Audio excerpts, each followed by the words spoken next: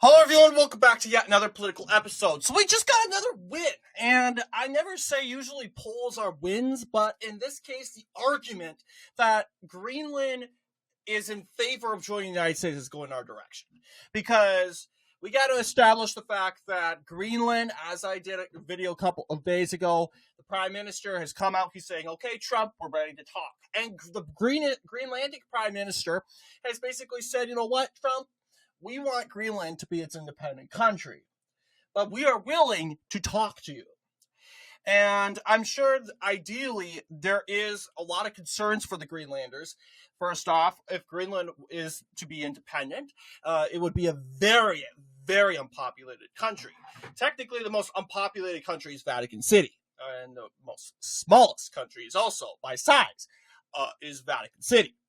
But list of smallest countries in the world. So we are talking about Greenland inevitably would be one of the smallest by size.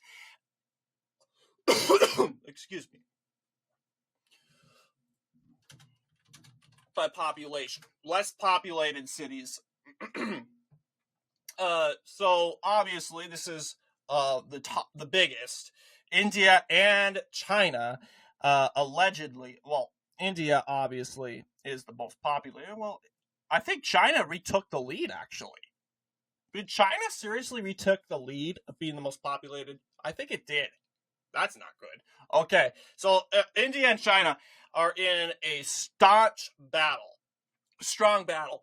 But yes, you'll see 35 people in the Pitcairn Islands. I just want sovereign states, but apparently we have territories. Where's Greenland on this list? So apparently there are countries smaller than Greenland by population, but let's see, where's Greenland? Iceland has 300, okay. Right here, yes, right here. It is in between South Ossetia, which is disputedly a part of Georgia, but it is only recognized by Russia. It is, of course, it became independent in 2008. No one recognizes it, though. There's also Bermuda, which is, of course, an overseas territory that is a part of Britain. Denmark is, Greenland is just in between. If Greenland were to be a sovereign state, it would, by independent country, be in between Dominica and St. Kitts and Nevis. Technically, Dominica, the small island of Dominica in the Caribbean, would be, actually it's called Dominica. Dominica would be the most populated. And it's kind of mind-boggling to think that a country so tiny and small like Dominica would be more populated than a country that's so big, huge by size, than Greenland. But so that's something to think about. Although I think, then again, that's something that would make Greenland a little unique. It's so big by size, but so small by population.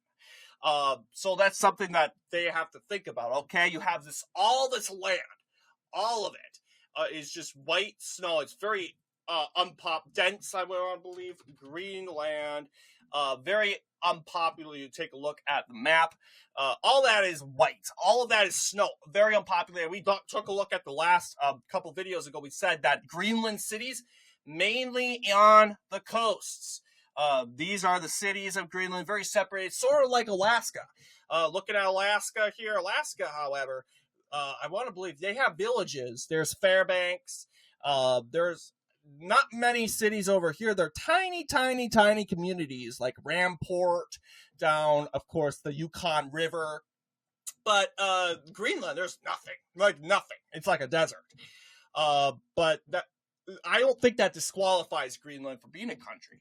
But most Greenlanders know that, you know what, there's little that we can do with governing over so much land with a population of 53,000 people. Most Greenlanders favor joining the United States, says a poll that legitimately pointed out. Poll finds majority of Greenland respondents support joining the United States. So you'll see you'll see a pretty recent survey, which was conducted by Patriot Polling, eventually revealed some unexpected support for Greenland joining the U.S., reported The Hill.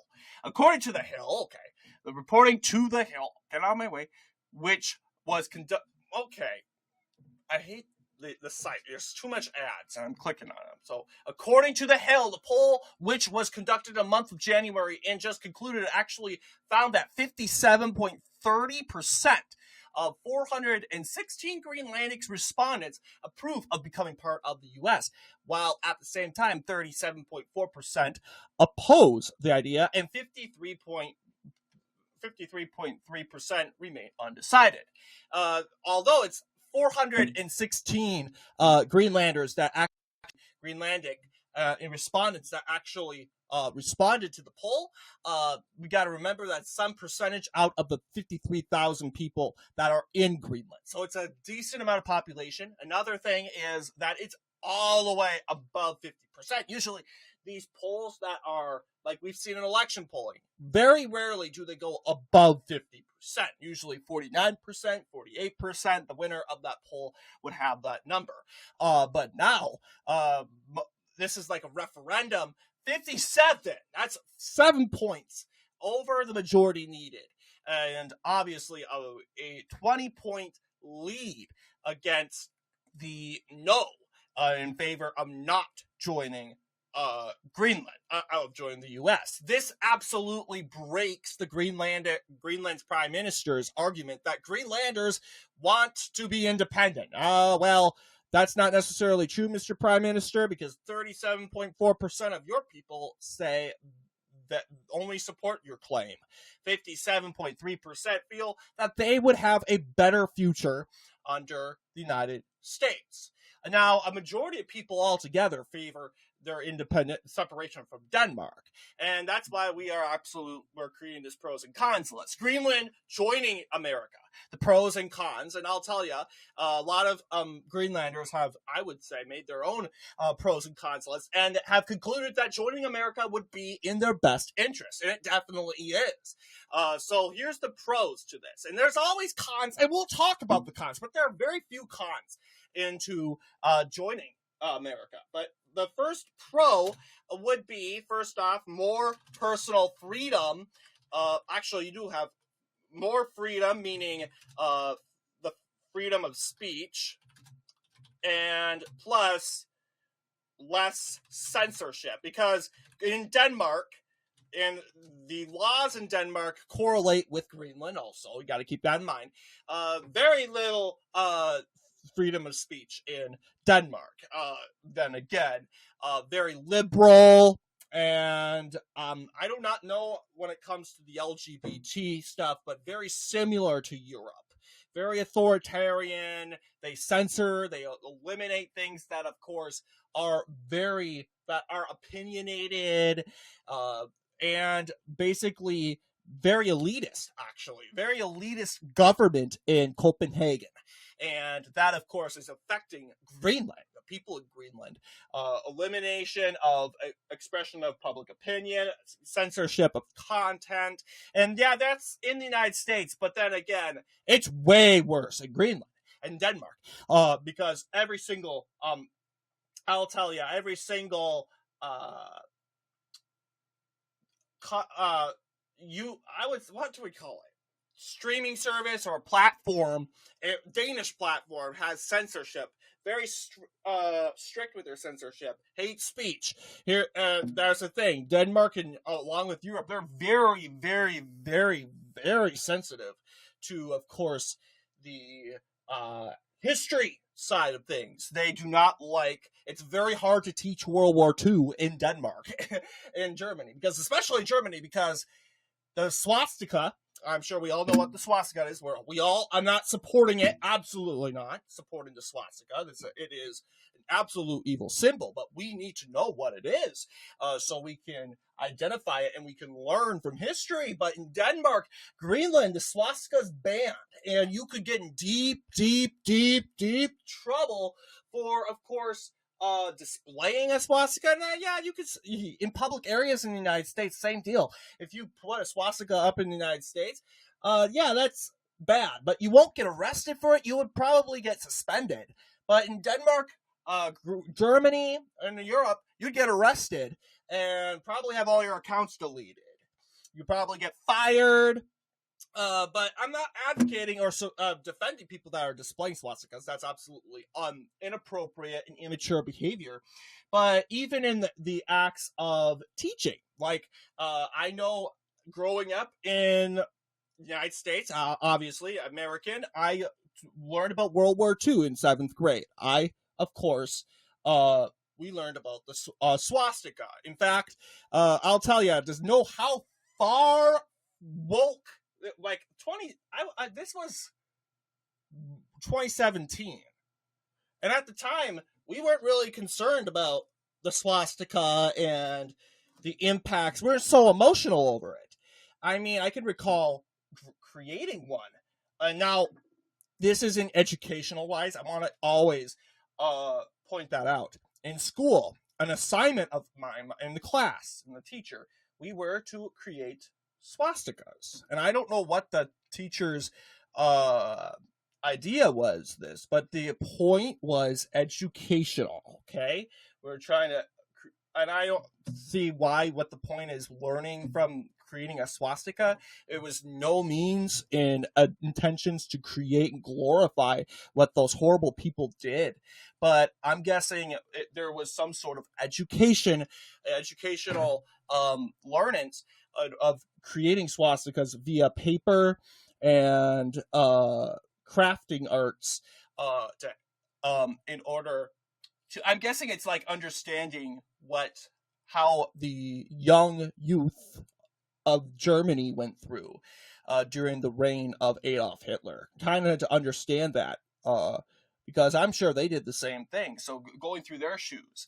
And that's the thing. You have a right to learn about that in America. You have a right to learn about in any way you want, as long as it's not infringing on the rights of other Americans. Then that is different. But although a lot of people, even on my channel, will say, and even I necessarily don't agree with the idea of, okay, I don't necessarily agree, and I disagree with my teacher's approach that, you know what, I think there was nothing, I don't think that there was a purpose in creating swastikas, a craft arts of creating swastikas.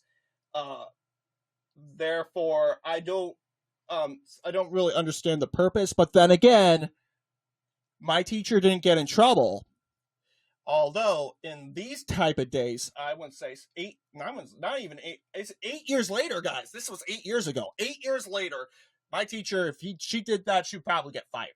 But back then, people understood that this was done in educational means. But nowadays, oh, you're a Nazi sympathizer because and we totally just dismantle the logistics and possibilities that maybe we were trying to do in a learning. And it's impossible to upload a video on World War II on YouTube because, of course, there's the symbols and displays of Hitler and his hate speech.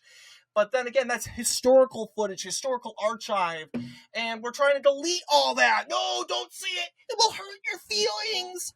This is why I have so much respect to BitChute. And people say, oh, it's far right. No, I wouldn't say it's far right. BitChute's not far right. I've seen a lot of communist stuff on BitChute. It respects freedom of speech.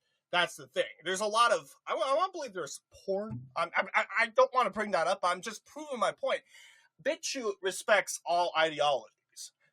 It's not far right. Do not believe, this is just Wikipedia. It says it's far right thing. No, it's not. I don't use BitChute at all, but I'm just saying this different streaming platforms have different respect, and I don't necessarily support porn on streaming services. Absolutely not. So that's a conflict of interest for me. But that's the first thing. Number one, more freedom of speech. There wouldn't be any more censorship. In Greenland, Denmark, you would get in huge trouble for trying to teach World War II the wrong way. In Denmark, if you didn't think about, of course, having a swastika in the background of your Google slide. I'm sure we all learned from Google Slides in the United States, and there's you in your textbook accidentally has a swastika, you get in trouble, because that is absolutely forbidden in all of Europe. And if Greenland were to be a part of the United States, they would have more freedom to learn in different ways instead of learning in one strict, timid way, in the sake of feelings. And it's just ridiculous. Then again, not at all defending the hatred of that the Nazis and the horrible atrocities that they committed. I'm just saying, as Americans, we have the right to learn in this country, and that's what our country was founded on: the right to learn in different ways, even if it means visual learning by pictures. But in Denmark, you're not allowed to look at these pictures of Hitler and the swastika in the background. You'd get in trouble. So, of course, very authoritarian when it comes to that. But, of course, that's the pros when it comes to that. Of course, there would be the Second Amendment, right? In Denmark, the said Second Amendment, they don't have a Second Amendment right. You don't have the right to defend yourself. And if you are likely to shoot in defense, you would be jailed. You would be thrown in jail. You would be charged and convicted of murder. Now, there are some instances where I've heard some stories where people are thrown in jail for, like Mr. Penny, for example. He was thrown in jail because he defended himself from an unhinged homeless person that was threatening people with a knife on a subway. And due to the lack of context that was provided to the police were forced to arrest Daniel. I think his name's Daniel Penny. He was arrested, and eventually he was found not guilty. Now, in Denmark, that would have been a different thing. Daniel Penny likely would have been convicted, especially if that person, the aggressor, which was the illegal immigrant. No, he wasn't an illegal immigrant, excuse me. He was a homeless guy. The homeless guy, because he was a person of color, they always have to color code it, and he would have been, Daniel Penny would have been thrown in jail immediately, convicted immediately. And not to mention, you also have the justice system, better justice system in the United States. Less, of course, more rights when it comes to the justice system. In Denmark, you don't really have much rights, and that you aren't really. I mean, you in the United States, if you can't afford a lawyer, we will provide you for. They will provide you for one, and of course, the lawyer's not free; it's paid via tax dollars. But in the United States Amendment, every American has a right to a lawyer, even if he or she can't afford one. In Denmark, I'm not sure that's the case. So obviously, it's more like a banana republic in Denmark. Although the United States is becoming, this justice system in the United States is transforming, but I'm sure Kash Patel, well, he is the FBI, excuse me, but the justice system will hopefully evolve and turn around for the better. Pam Bondi, I believe. Yes, she's the leader of the Department of Justice. But yes, she will turn that and fix that. So, yes, you would have more freedom of speech, the Second Amendment, more, better, it's not better system. Better justice system. That's better. Better justice system. Not to mention, I'm sure Greenland would also geographically, I put that there, although it doesn't really matter. But ideally, Greenland is always a part of North America. But for some reason, it's part of Europe. They're supposed to put on this European identity. They're supposedly, and they're not. European. They're North Americans. They've always been North Americans. Greenland's a part of North America, but because Greenland's a part of a North American country, it's obviously the European Union and the European establishment, they say, oh, it's a part of Europe. Well, now, if it's part of the United States, they can officially fulfill their and officially say, finally, we're North Americans. We aren't ruled by this European government anymore. And so, yeah, sure, there's identity politics in there, but then again, there's this, that's what's craving the desire of being a North American. Although they would like independence, but a lot of Greenlanders think, don't really trust their own government. I've explained that many times that Greenland is a country that is very left-wing. It's extremely left-wing. And they don't necessarily trust the leaders that, you know what, Denmark was bad and maybe Greenland would be bad enough. Joining the United States, we are guaranteed the rights and freedoms under the Constitution. So there's so many benefits, but this video is becoming so long. I want to go over the two cons, and there's only two, and nothing else. There's only two.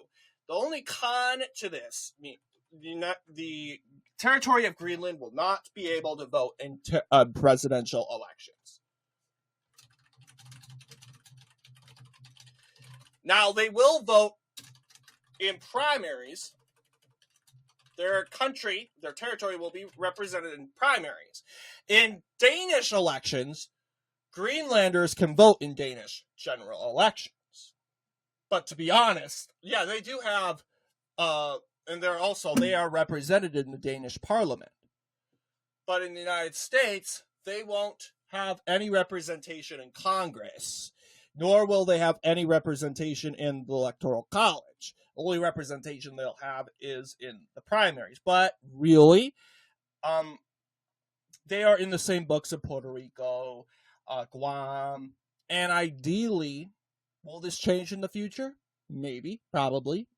But we also have to remember, as conservatives, how will this impact the Electoral College? Maybe we'll allow this. If we somehow create this union with Canada, then maybe I would imagine conservatives would be more relaxed on this, because they would have conservative territories like Saskatchewan, Alberta, even British Columbia has a conservative tracking record, except although Vancouver is very liberal. Those territories would help. They're more populated. They would give the Electoral College more competition. Of course, that Electoral College would expand by a lot. No longer 538, it would probably be like 900, probably 700, probably, or something like that. But yeah, the only thing is Greenland won't participate. They'll have to get used to not voting in those elections. They add more representation in elections. They won't have less representation, but then again, they'll have more social freedoms. They'll have more First Amendment rights. They'll have a better justice system in the United States. Another thing is they're woke. They would have to join the separate ideology.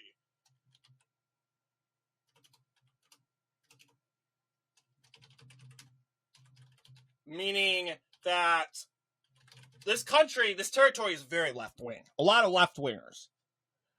But they would have to get used to the United States not, of course, banning stuff like child sex surgeries, sex surgery transitions, or transgender stuff like that. Although transgender surgeries are praised in Denmark and Denmark.